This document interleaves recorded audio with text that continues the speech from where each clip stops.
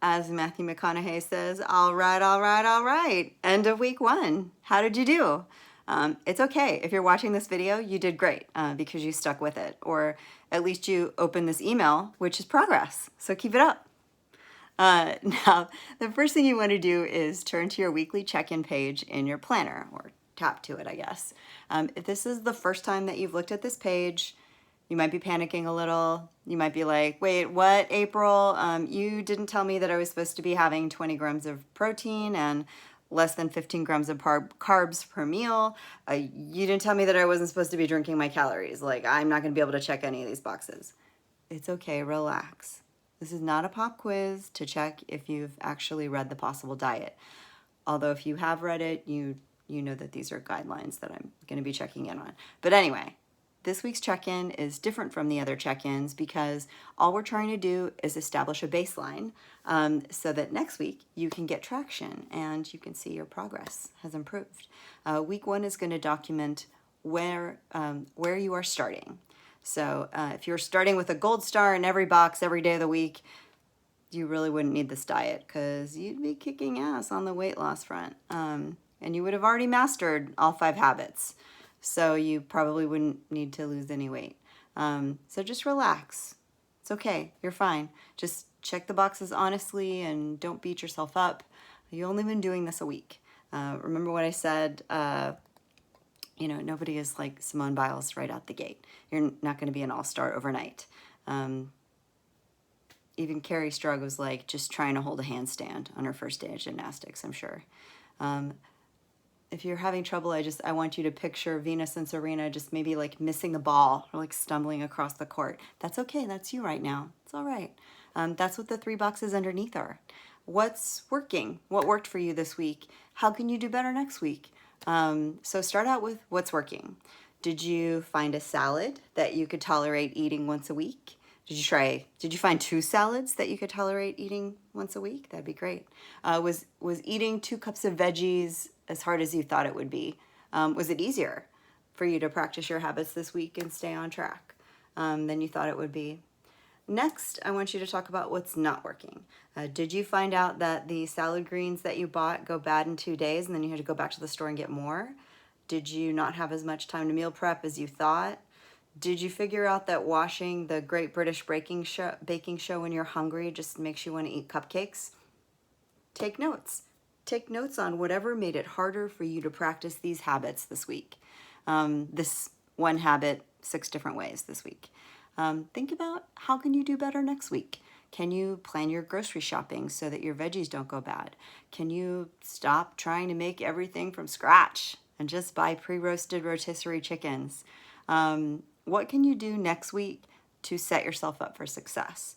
That's what I want you to think about when you're filling out this check-in list, because making a habit easy to adopt makes practicing it more effortless and makes nailing it more enjoyable. So for more tips on what you can do to make habits easier to adopt and easier to master, I recommend checking out Atomic Habits by James Clear or The Power of Habit by Charles Duhigg. These are both really, really good books. And if you don't have the time or the money to read either book, just Google the authors and check out podcasts that they've been on. A lot of their information is shared with people who interview them, and I just find it really, really good. Okay, next, your journaling homework. I want you to take these journaling exercises pretty seriously because even though they're not a substitute for medical advice, so if you're dealing with trauma or you need professional help, by all means, please reach out to a certified therapist. I saw a doctor weekly when I was trying to lose weight, and she was a medical doctor, but she addressed a lot of the emotional stuff. And even though this course covers things like food strategies and habits that are good for losing weight, it's not a substitute for medical treatment or therapy. So if you need professional help, seek out professional help. Physical health and mental health go hand in hand. So for week 1, your journaling exercise is designed to start exploring that relationship that you have with your body. When I first began this process of trying to lose weight, I didn't really realize that this is a journey of changing my body. I didn't realize how attached I was to the body that I had. I wasn't aware of how much I resented it, how unkind I was being to it, or even how grateful I should have been for it, how proud I could have been for it, for all that it's done for me. And I love my body now, and that's what I want you to have. I want you to have that level of self-love. And that starts with maintaining this connection to the body that you live in, and still being able to lose part of it. Because whether you realize it or not, that's why you're here, to help your body let go of weight that it has taken on, that it's been carrying for you, sometimes for years. And in order to be able to let go of that weight, you have to better understand what led to it being put on. You have to think about what you get out of carrying it. And that's going to help you learn why you're ready to lose it. Because if you're not ready to lose it, even if you eat vegetables and move more and meditate and practice portion control, your body is going to make it hard to let go of that weight. Your brain is going to make it hard to let go of that weight. So over the next 5 weeks, these journaling exercises and these habits are going to work together to connect you with your body, to make you see food differently, to help you practice self-care. And that's what the Possible Diet is really all about. Before you start your journaling homework, which is in this email, but also in your planner, I want you to take a minute to think about your body. Think about where it's been. Think about what it's done for you. Think about what it hasn't done for you, and what you would want it to be able to do.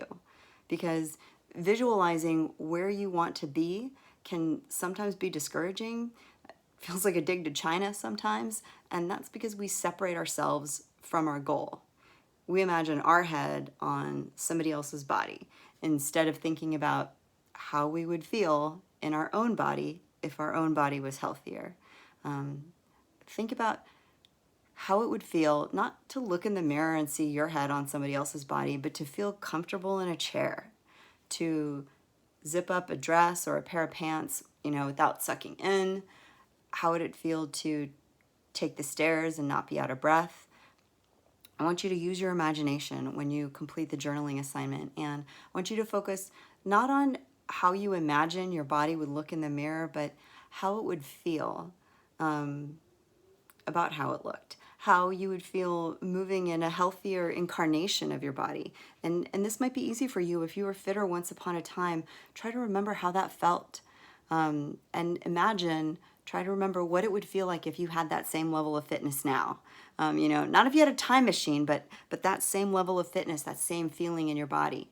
When you finish the journaling exercise, read it over and write more if you feel moved. There's no right or wrong way to do this homework. It's just for you. So focus on